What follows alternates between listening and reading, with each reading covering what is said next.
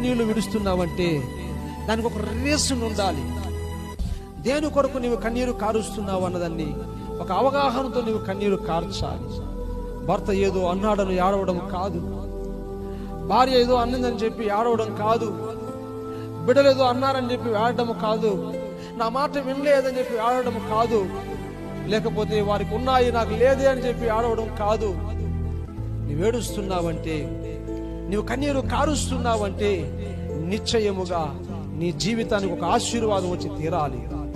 నువ్వు ఆ రీతిగా కన్నీరు కారుస్తున్నావంటే నిశ్చయముగా దేవుని ద్వారా ఒక కృపను పొందుకొని తీరాలి. అప్పుడే నీవు కన్నీరు కార్చాలి. యాయీరు కన్నీళ్లు విడిచాడు. ప్రభు జాలిపడ్డాడు, తన ఇంటికి వెళ్ళాడు. అప్పటికి తన కుమార్తె చనిపోయిందని చెప్పి ఆడ అనేక మంది రోదన ధ్వని చేస్తూ ఏడుస్తూ ఉన్నారు. ఆ కన్నీళ్ల రోదన ధ్వని మధ్యలో